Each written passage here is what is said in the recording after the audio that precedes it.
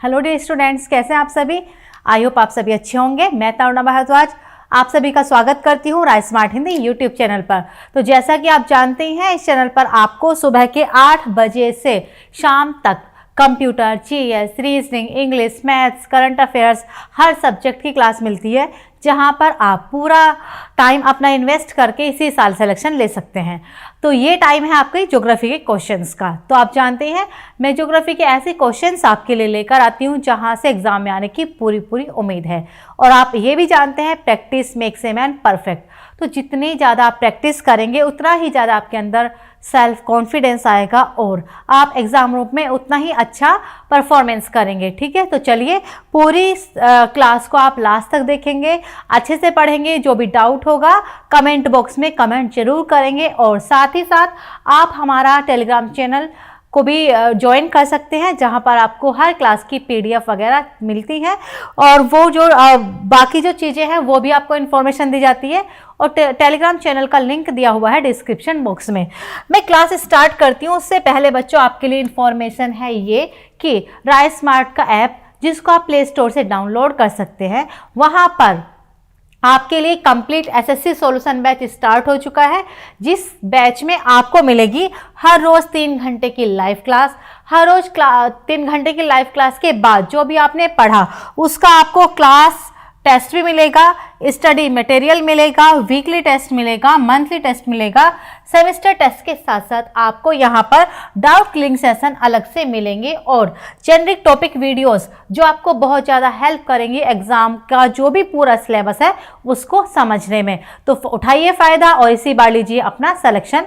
तो सबसे पहले अगर हम बात करें जो कोर्स है, जब आप इसमें सब्सक्रिप्शन लेंगे और मेरा कोड यूज़ करेंगे TB500, तो बच्चों TB500 कोड को यूज़ करने से आपको सब्सक्रिप्शन फ़ी में काफ़ी डिस्काउंट भी मिलेगा। इस कोर्स की ज़्यादा जानकारी के लिए आप कॉल कर सकते हैं 82827099 जो ये नंबर है इस पर। तो चलिए क्लास स्टार्ट करते हैं, क्योंकि आपका टाइम बहुत ही इंपॉर्टेंट है, लेकिन ये इन्फॉर्मेशन भी बहुत इंपॉर्टेंट थी आपके भविष्य के लिए।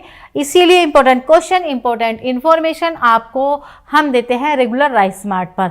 तो चलिए सबसे पहले अगर हम क्वेश्चन की बात करें बच्चों, सबसे पहला क्वेश्चन है भारत का सबसे ऊंचा जलप्रपात कौन सा है? Which is the highest waterfall in India? तो जलप्रपात आप समझते हैं, जब नदियां पर्वतों से गिरती हैं, जब नदियां पर्वतों से गिरती हैं तो नदियां क्या करती हैं, इन पर्वतों को काट देती हैं। लेकिन कभी कभी होता क्या है कि जब ठोस चट्टान होगी, जो ठोस चट्टान होगी वो नदियाँ उसको नहीं काट पाती, तो जो नदियों का जल है वो इस तरह से ऊंचाई से गिरने लगता है।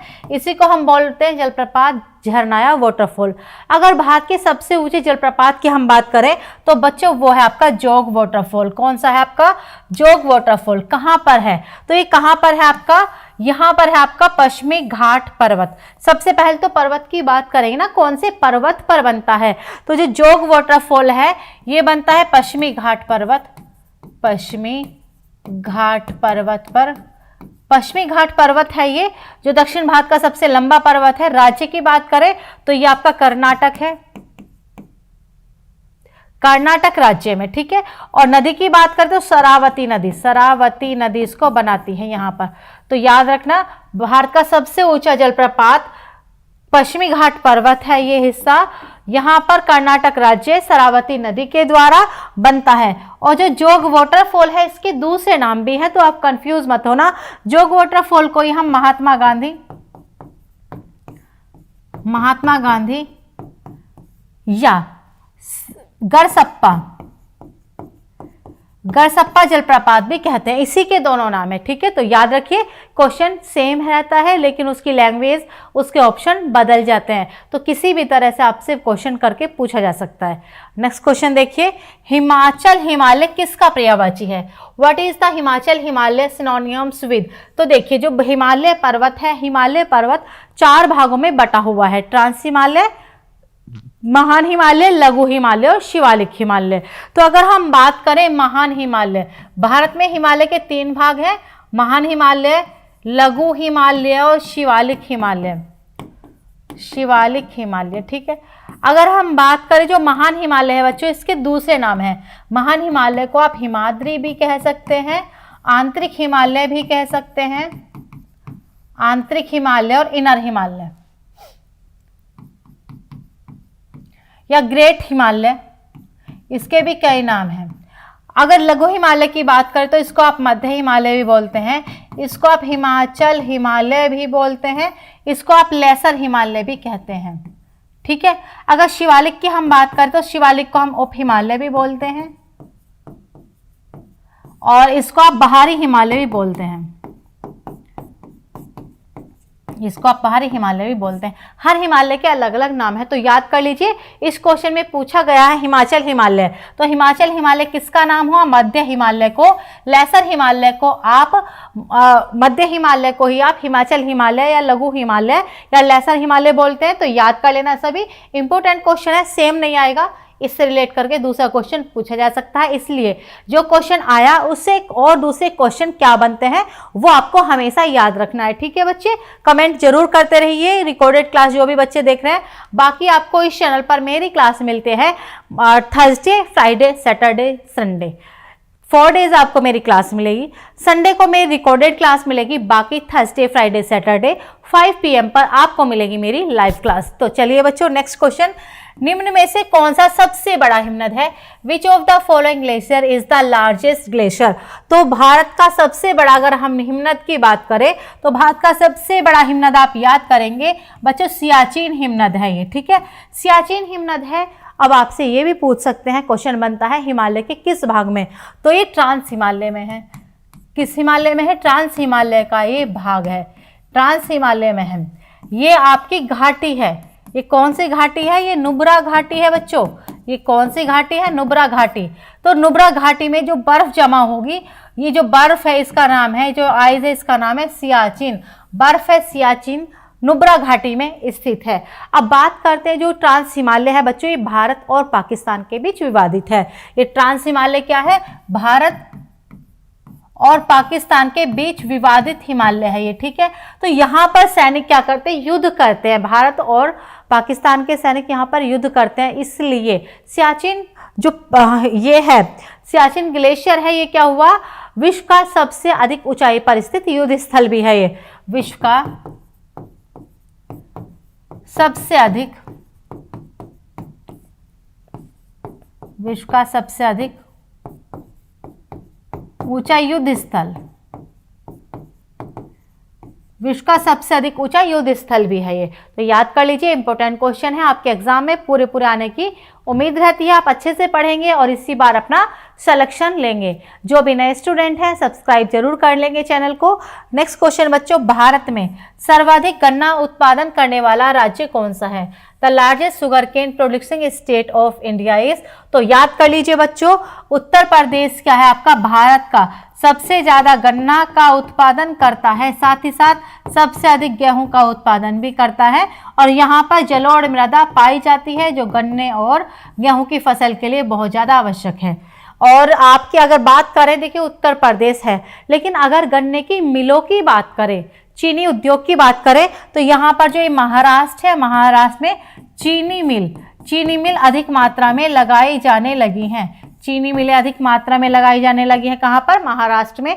इस तरह का भी क्वेश्चंस बनता है, क्योंकि महाराष्ट्र में क्या है बच्चों? महाराष्ट्र में जो गन्ना पैदा होता है यहाँ पर, इस वाली लोकेशन पर, वो उसमें मिठास अधिक है, तो वहाँ पर चीनी का उत्पादन को बढ़ावा दिया जा रहा है। इस तरह का भी क्वेश्चन आपको मिल सकता है। नेक्स्ट क्वेश्चन देखते हैं, भारत का पहला समुद्री राष्ट्रीय उद्यान कहाँ पर स्थित है? India's first marine national park is located in? तो आप जानते हैं राष्ट्रीय उद्यान, नेशनल पार्क में हम जीव जंतुओं को बचाकर रखते हैं जो विलुप्त होने वाली हैं या विलुप्त कुछ हो चुकी हैं या विलुप्त होने के कगार पर हैं। इसी तरह से हुआ क्या, जो ये हमारे यहाँ पर भारत है और ये श्रीलंका, भारत और श्रीलंका के बीच में बच्चों मन्नार की खाड़ी है। यहाँ पर क्या है? मन्नार की खाड़ी, गल्फ ऑफ मन्नार है यहाँ पर। ठीक है, तो मन्नार की खाड़ी यहाँ पर है। इसमें क्या हुआ, जो समुद्र के अंदर जीव रहते हैं, कौन से जीव? प्रवाल जीव, जिनको हम मूंगा भी कहते हैं, जिनको हम कोरल भी कहते हैं। ठीक है, इनको बचाने का कार्य किया गया है, क्योंकि हुआ क्या, तापमान की वजह से, बढ़ते तापमान के कारण जो ये प्रवाल जीव हैं समुद्रों के अंदर रहते हैं, ये रंग बिरंगे होते हैं, लेकिन तापमान के बढ़ने की वजह से इनका रंग भूरा हो गया, जिसको हम बोलते हैं कोरल ब्लीचिंग, कोरल ब्लीचिंग, याद रखना ये भी। कोरल ब्लीचिंग का संबंध किससे? तापमान के बढ़ने से। इससे क्या हुआ? समुद्र में रहने वाले जो जीव जंतु हैं, जिनको हम प्रवाल मूंगा या कोरल कहते हैं, इनका रंग भूरा हो चुका है, तो इनके बचाने का कार्य भी शुरू हो चुका है। और ये समुद्र में रहते हैं क्योंकि, तो पहला समुद्री राष्ट्रीय उद्यान हमारा हुआ मन्नार की खाड़ी। और मन्नार की खाड़ी की लोकेशन आपको याद हो चुकी है, भारत और श्रीलंका के बीच में। चलिए देखते हैं दूसरा क्वेश्चन। याद करते रहिए, कमेंट जरूर करते रहिए। अगर क्लास आपको अच्छी लगती है, समझ में आ रहा है तो भी कमेंट करें, समझ में नहीं आ रहा है, क्या आ रहा है, कहाँ पर डाउट है, कमेंट करके जरूर बताइए, हम आपके कमेंट्स जरूर देखते हैं। नेक्स्ट क्वेश्चन, किस नदी को बिहार का शोक कहा जाता है?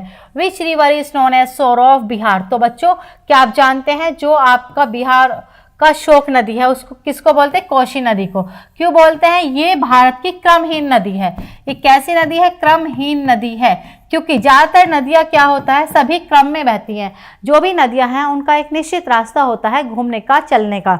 लेकिन जो कोसी नदी है, कभी इधर से निकलती है, कभी उधर से निकलती है। तो जहां पर किसानों ने खेतों में पैदावार की, फसल बोया, बिल्डिंग वहां पर बनाई, तो कोसी नदी का पानी वहां से भी चला जाता है, तो उसको हम बोलते हैं बाढ़। तो आपसे कैसा भी क्वेश्चन पूछ लेंगे, भारत की क्रमहीन नदी बताइए, या जो मार्ग बदलने वाली नदी है, जो सबसे ज्यादा मार्ग परिवर्तन करने वाली नदी है, किसी भी तरह आपसे पूछ लेंगे, या बिहार का शोक कहते हैं, तो इसको बोलते हैं बिहार का शोक। चलिए, सौर मंडल का सबसे बड़ा उपग्रह कौन सा है? The largest satellite in the solar system is? तो जानते ही आप, जो हमारे ग्रह हैं, हमारे सौर मंडल में जो हमारे ग्रह हैं, वो सूर्य के चारों तरफ चक्कर लगाते हैं, जैसे हमारी पृथ्वी। ये हमारी पृथ्वी है, ये ग्रह है। अब इसके पृथ्वी के चारों तरफ कौन चक्कर लगाता है? इसके चारों तरफ चक्कर लगाता है मून, चंद्रमा। सूर्य के उपग्रह चक्कर लगाते हैं ग्रहों के, ठीक है। तो सबसे बड़ा जो ग्रह है वो तो आप जानते हैं बृहस्पति, और सबसे बड़ा उपग्रह तो वो है आपका गैनीमेड। गैनीमेड क्या है? सबसे बड़ा उपग्रह है हमारे सौरमंडल में। जैसे पृथ्वी का उपग्रह कौन है? चंद्रमा, एक ही है पृथ्वी का, तो बुध और शुक्र के कोई है ही नहीं, पृथ्वी का एक है, मंगल के दो हैं। तो इसी तरह से आपका जो बृहस्पति है उसका गैनीमेड सबसे बड़ा है, उसका तो है ही, और जितने भी उपग्रह हैं उनमें सबसे बड़ा भी गैनीमेड ही है। नेक्स्ट क्वेश्चन की तरफ चलते हैं। स्वर्णिम चतुर्भुज परियोजना का संबंध किसके विकास से है? The golden quadrilateral project is related to the development of which? तो स्वर्णिम चतुर्भुज परियोजना का संबंध किससे है? तो इसका संबंध है बच्चों राजमार्ग से, हाईवे से। ये भारत है आपका, भारत है आपका, ठीक है। भारत में दिल्ली, बॉम्बे, चेन्नई और आपके कोलकाता, ठीक है।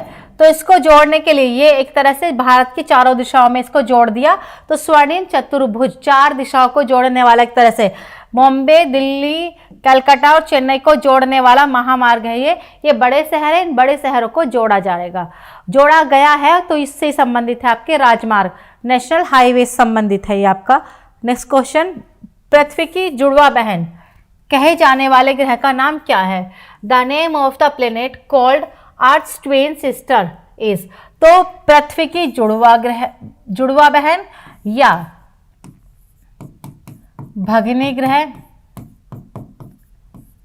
ठीक है। पृथ्वी की बहन या जुड़वा ग्रह, किसी भी तरह का आप सिस्टर प्लेनेट्स जो कहा जाता है वो कहा जाता है शुक्र को। क्यों कहा जाता है बताएगा कौन? इसलिए कहा जाता है क्योंकि बच्चों ये जो है इसका आकार और आकृति, वीनस जो है शुक्र का आकार और आकृति लगभग, पूरी तरह से नहीं, लगभग पृथ्वी के समान है, इसीलिए कहा जाता है पृथ्वी की जुड़वा बहन। और ये जितने भी हमारे सौरमंडल में ग्रह हैं सभी में सबसे ज़्यादा चमकता है, इसलिए आपको चमकीला तारा, सांझ का तारा, भोर का तारा, इस तरह के नाम भी इसको दिए गए हैं। और आप जानते हैं, याद कर लीजिए, शुक्र सबसे गर्म ग्रह भी है। नेक्स्ट क्वेश्चन बच्चों, स्ट्रोम्बोली क्या है? स्ट्रोम्बोली इज है, तो आप क्या जानते हैं? स्ट्रोम्बोली एक जागृत ज्वालामुखी है, ऐसी ज्वालामुखी जिससे क्या होता है, हर समय मैग्मा बाहर निकलता रहता है, एक्टिव वोल्केनो है। और स्ट्रोम्बोली को हम क्या बोलते हैं? भूमध्य सागर का प्रकाश स्तंभ, इसको हम क्या बोलते हैं? क्वेश्चन है ये इंपॉर्टेंट, वेरी रिपीटेड और इंपॉर्टेंट क्वेश्चन है। इस भूमध्य सागर का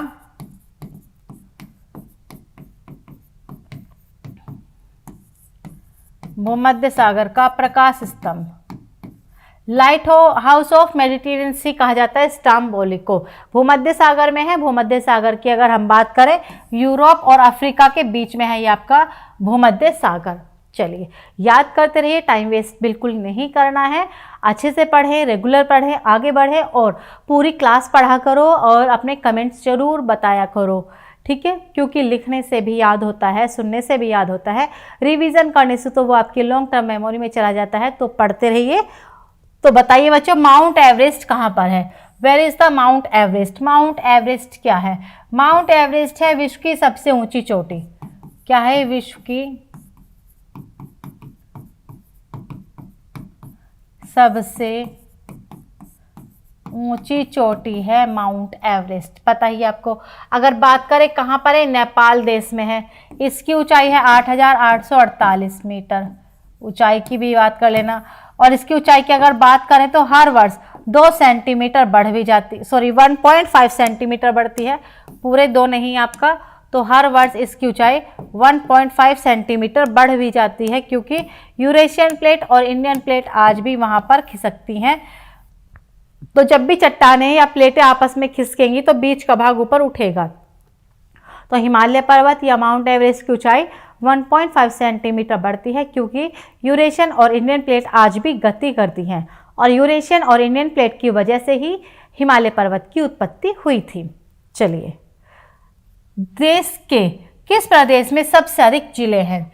which state has the highest number of district in the country? तो भारत के उत्तर प्रदेश राज्य में सबसे अधिक जिले हैं। सबसे अधिक जिले। तो आप जानते हैं पहले हमारी पृथ्वी पर महाद्वीप है, महाद्वीप के बाद फिर हमारे अंदर पृथ्वी पर देश है, देशों के अंदर जिले होते हैं, जिलों से छोटे आपके ग्राम या कस्बे होंगे, फिर आपकी गलियां होंगी, फिर हमारा घर होगा।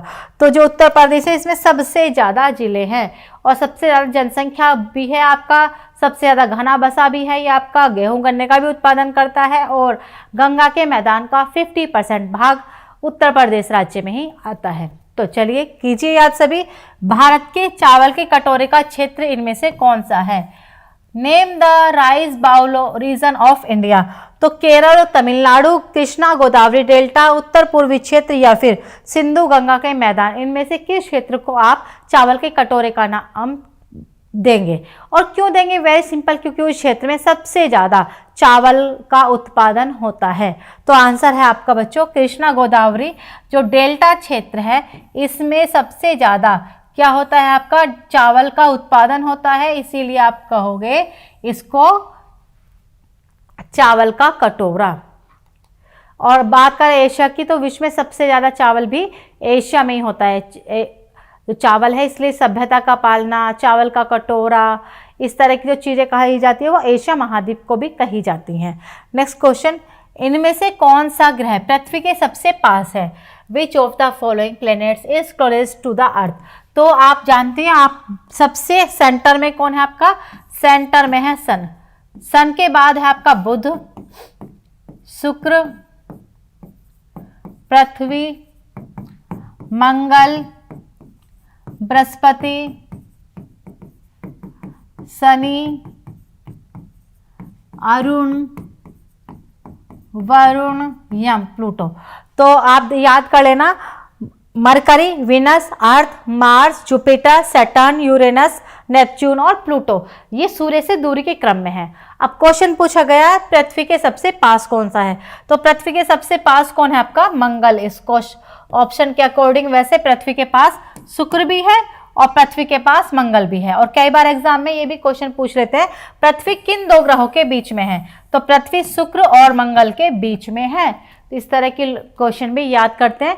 पृथ्वी का पूछ लिया, शुक्र का भी पूछ सकते हैं, सैटर्न का भी पूछ सकते हैं, तो वो अपने माइंड में उनकी लोकेशन जरूर याद कर लेना। कुछ चीज़ें तो देख के भी याद हो जाती हैं और कुछ को समझना पड़ता है, कुछ को रटना पड़ता है। तो चलिए नेक्स्ट क्वेश्चन, रूर बेसिन प्रसिद्ध औद्योगिक क्षेत्र कहाँ कहाँ है? Ruhr basin is famous industrial area. तो रूर क्या है? एक औद्योगिक क्षेत्र है, यहाँ पर खनिज संसाधन भी बहुत अधिक मात्रा में पाए जाते हैं। तो रूर आपका जर्मनी में है। रूर कहाँ पर है? जर्मनी में। और भारत का जो ये आपका छोटा नागपुर पठार है, छोटा नागपुर पठार है, इसको कहा जाता है बच्चों, ये पठार है। भारत में सबसे ज्यादा मिनरल्स, सबसे ज्यादा खनिज पदार्थ यहीं पर पाए जाते हैं, इसलिए भारत को, छोटा नागपुर पठार को बोलते हैं भारत का रूर। भारत का रूर कहा जाता है छोटा नागपुर पठार को।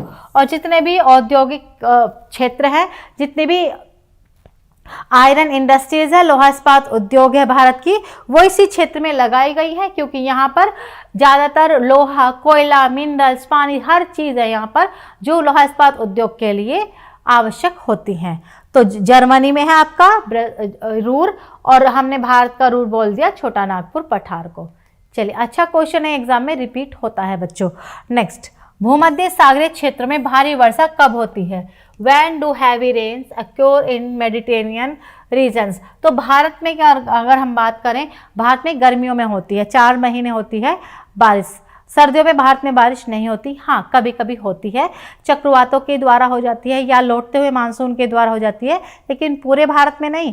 लौटते हुए मानसून के द्वारा केवल और केवल तमिलनाडु में, पश्चिमी विक्षोभ के द्वारा केवल पंजाब और उत्तर पूर्वी भारत में। ये अपवाद है, लेकिन क्या आप जानते हैं जो ये आपका भूमध्य सागरीय क्षेत्र है, इसमें शीत ऋतु में वर्षा होती है। यहाँ पर जो विंटर्स है उनमें ही रेनफॉल होती है। और जो भूमध्य सागरीय क्षेत्र है बच्चों, इसका एक रिपीटेड इंपॉर्टेंट और बहुत अच्छा क्वेश्चन है कि भूमध्य सागरीय क्षेत्र किस लिए फेमस है? तो इस क्षेत्र में खट्टे फलों का उत्पादन होता है, खट्टे फल के लिए फेमस है, याद रखना।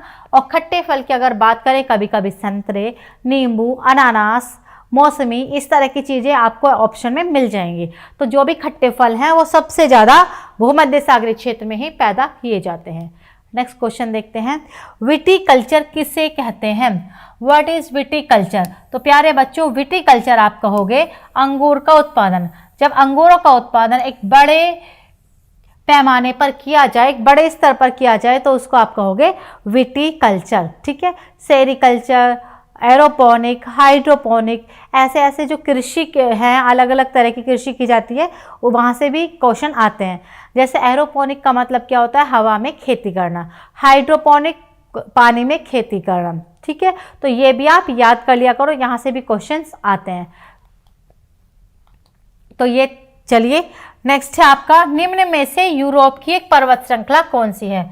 विच of the following is a mountain range of Europe? तो बच्चों, जिस तरह से भारत में आपका हिमालय पर्वत है, पश्चिमी घाट पर्वत है, तो जितने भी महाद्वीप है, महाद्वीपों में कौन कौन से पर्वत हैं, एग्जाम में यहाँ से भी क्वेश्चन पूछते हैं। तो यूरोप की अगर हम बात करें, यूरोप में आल्प्स पर्वत है।